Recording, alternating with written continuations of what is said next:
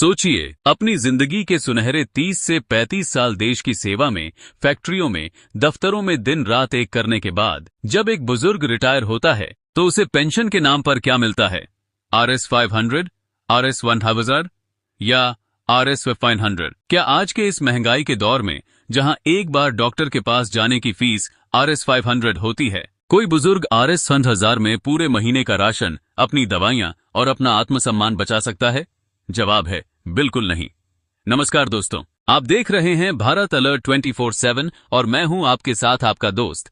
आज का यह वीडियो किसी आम खबर पर नहीं है। आज का यह वीडियो देश के उन 75 लाख बुजुर्गों के आंसुओं, उनके संघर्ष और उनके हक की आवाज है, जिन्होंने अपनी जिंदगी के 30 से 40 साल इस देश के निर्माण में लगा दिए। RS 1000, सोचिए, आज के इस महंगाई के दौर में जहां एक गैस सिलेंडर RS 1000 से ऊपर का आता है, वहां हमारे देश का एक रिटायर्ड बुजुर्ग RS 100 में पूरे महीने की दवाई, राशन और अपनी जिंदगी कैसे चलाएगा? क्या सरकार को इनका दर्द नहीं दिखता? क्या EPFO इन बुजुर्गों की चीखें नहीं सुन पा रहा है? आखिर क्यों सालों से चल रहे आंदोलन के बाद भी EPS 95 पेंशनर्स को सिर्फ खोखले आश्वासन मिल रहे हैं?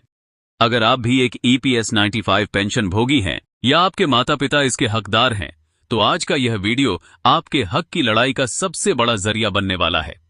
इस वीडियो को अंत तक देखिएगा, क्योंकि आज हम EPFO और सरकार की हर उस नीति का पर्दाफाश करेंगे जो आपके हक को रोक कर बैठी है। दोस्तों, EPS 95 यानी एम्प्लॉयज पेंशन स्कीम 1995, यह कोई भीख नहीं है, यह कोई खैरात नहीं है जो सरकार हमारे बुजुर्गों को दे रही है। यह वो पैसा है जो इन कर्मचारियों ने अपनी नौकरी के दौरान अपनी गाढ़ी कमाई से हर महीने काटा था, इस उम्मीद में कि जब उनके घुटने जवाब दे जाएंगे, जब हाथ कांपने लगेंगे, तब यह पेंशन बुढ़ापे की लाठी बनेगी। लेकिन आज हकीकत क्या है? नास यानी नेशनल एजुटेशन कमेटी के कमांडर अशोक राउत जी के नेतृत्व में देश के कोने कोने में, चाहे वो दिल्ली का जंतर मंतर हो या राज्यों के मुख्यालय, हमारे बुजुर्ग कड़कड़ाती ठंड और तपती धूप में सड़कों पर बैठने को मजबूर हैं। कई बुजुर्ग पेंशनर्स तो इस दुनिया को छोड़कर चले गए, लेकिन उनका हक उन्हें जीते जी नहीं मिल सका। आज भारत अलर्ट 24/7 पर हम सीधे बात करेंगे कि आखिर इस समय ग्राउंड जीरो पर क्या चल रहा है। श्रम मंत्रालय, मिनिस्ट्री ऑफ लेबर, EPFO और सरकार के बीच कौन सी खिचड़ी पक रही है, और क्या सच में RS 7500 प्लस DA की जो मांग है, उस पर सरकार मुहर लगाने वाली है? चलिए सबसे पहले बात करते हैं कि इस समय की सबसे ताजा अपडेट, लेटेस्ट अपडेट क्या है। जैसा कि आप सभी जानते हैं, सुप्रीम कोर्ट ने हायर पेंशन को लेकर एक ऐतिहासिक फैसला दिया था।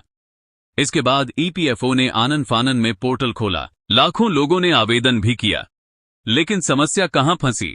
समस्या फंसी उन कागजी कार्यवाहियों में, उन नियमों और शर्तों में, जिसे समझने में एक आम इंसान का सिर चकरा जाए।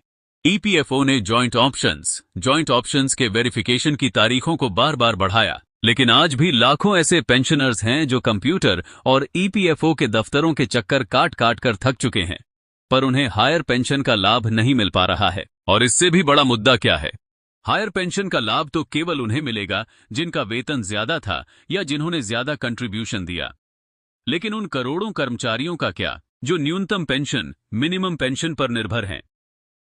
कमांडर अशोक राउत जी की अगुवाई में जो सबसे बड़ी मांग है, वो यह है कि न्यूनतम पेंशन को तुरंत प्रभाव से बढ़ाकर RS 7.5 प्रति माह किया जाए और इसके साथ महंगाई भत्ता DA जोड़ा जाए, ताकि जैसे जैसे महंगाई बढ़े, हमारे बुजुर्गों की पेंशन भी बढ़े। इसके अलावा पेंशनर्स और उनके जीवन साथी को मुफ्त चिकित्सा सुविधाएं, फ्री मेडिकल फैसिलिटीज दी जाएं। अब आपके मन में एक सवाल जरूर आ रहा होगा, और यह सवाल जायज भी है। सवाल यह कि आखिर सरकार इस मांग को मान क्यों नहीं रही है? क्या सरकार के पास पैसे नहीं हैं? जब बड़े बड़े उद्योगपतियों के लाखों करोड़ रुपए के लोन माफ कर दिए जाते हैं, जब चुनाव आते ही मुफ्त की रेवड़ियां बांटने के लिए हजारों करोड़ का बजट निकल आता है, तो फिर देश के ईमानदार टैक्सपेयर्स और कर्मचारियों के लिए खजाना खाली क्यों हो जाता है? EPFO अक्सर यह दलील देता है कि अगर न्यूनतम पेंशन को RS 7500 कर दिया गया, तो फंड पर बहुत बड़ा वित्तीय बोझ, फाइनेंशियल बर्डन बढ़ जाएगा। उनका कहना है कि इससे पेंशन फंड पूरी तरह से खाली हो सकता है। लेकिन NAC, नेशनल एजुटेशन कमेटी ने बकायदा आंकड़ों के साथ सरकार को सिद्ध करके दिखाया है कि EPFO के पास पर्याप्त सरप्लस फंड मौजूद है। अगर सरकार चाहे तो बजट से थोड़ा सा सपोर्ट देकर इस समस्या को हमेशा के लिए खत्म कर सकती है।